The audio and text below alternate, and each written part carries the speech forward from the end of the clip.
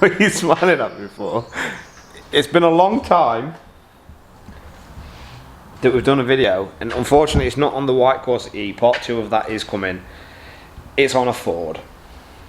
Yes, the video is on a Ford.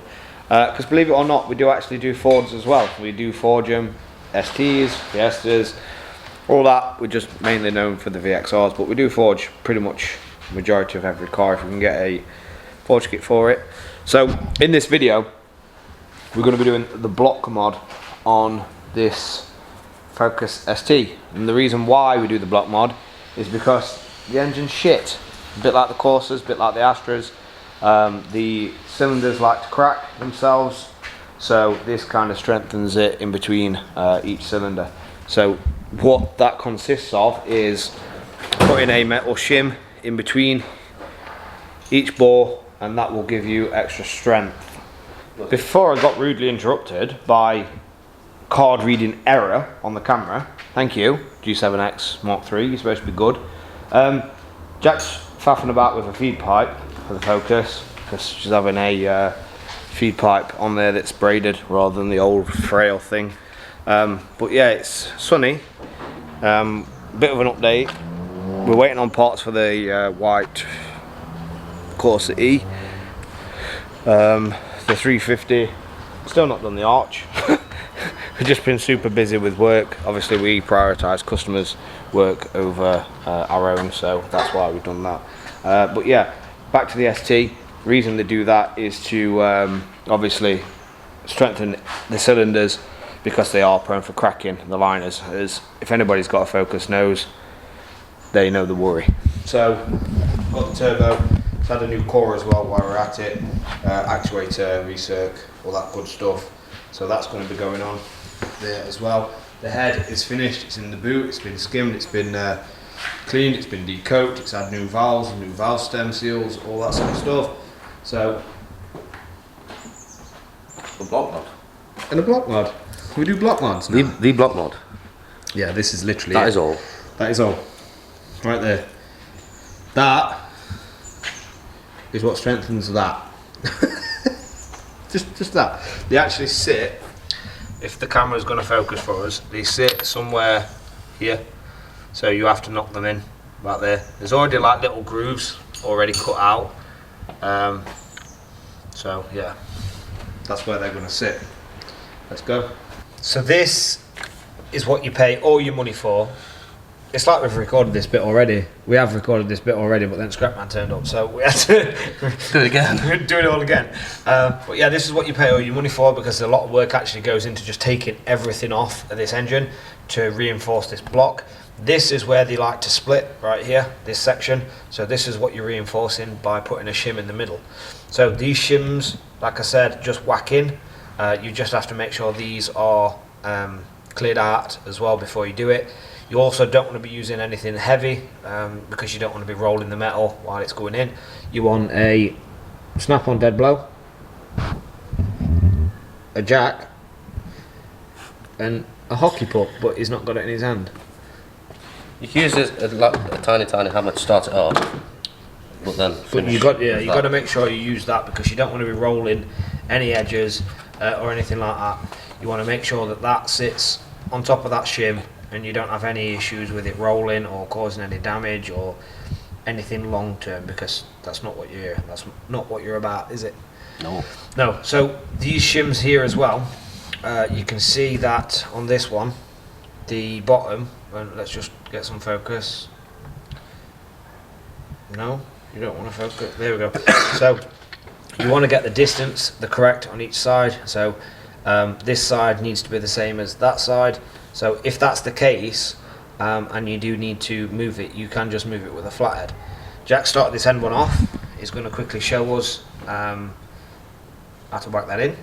Ready when you are. Screwdriver. So a few light taps. Hold up. Funny angles. The joys of being left-handed. So a few light taps, and you can see it's in there. So obviously it's to one side too much. So the way that Jack's going to adjust that is just with a little flathead screwdriver. is going to use the block itself and move it.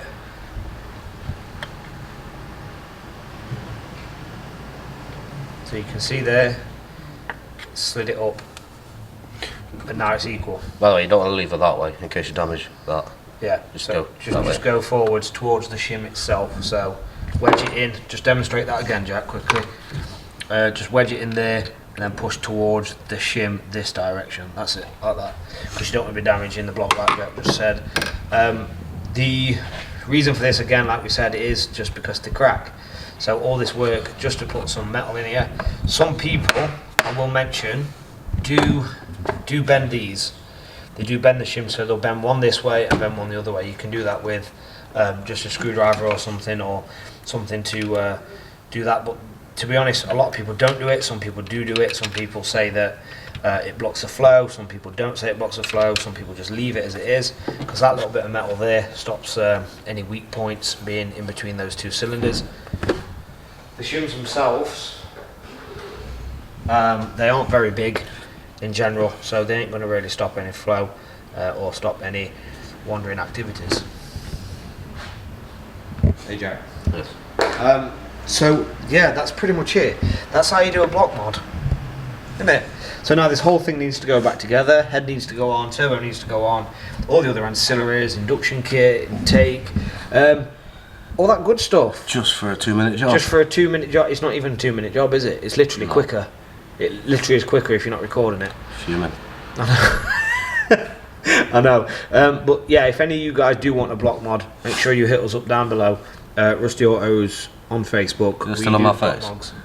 Yeah. What's mods. that? What? I just said block mogs. You alright? No, I'm half left. Oh, shit. Yeah, block mods. It's still on your face. So yeah, down below, Facebook, hit us up for that. And then we'll show you this probably running after, maybe. See how we feel. Yeah, we'll see how. To be fair, I don't even think I'm gonna do. No, we'll show you. We'll show you running after. So obviously we had a new turbo and whatnot as well. So yeah, that's one block mod successfully completed. It's all back together. Jack, are you excited? Because this is like exciting times. Yeah. Because it's going to be like the first block mod for Rusty Autos, making waves and all that. We're about to see if it's going to start up. No, it will start up. I have faith. I have a lot of faith. More than Jack sometimes, hey Jack? Yeah. But no, I've got faith it's going to start up. It's going to be fine. We've cranked it over and just primed the oil and everything into the filter. It just needs bleeding up still. It needs some other bits and bobs as well. Put it back on the car like the scuttle. So ignore that. But you guys don't need to see that, so there's no point dragging that section out. So here we go. Start up. First time. Don't let me down.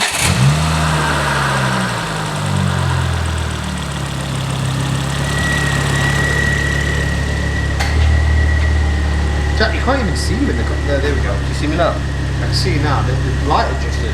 Happy Jack? Yeah. Happy Jack. Okay, so one ST225 block mod done. Get down below and let's continue.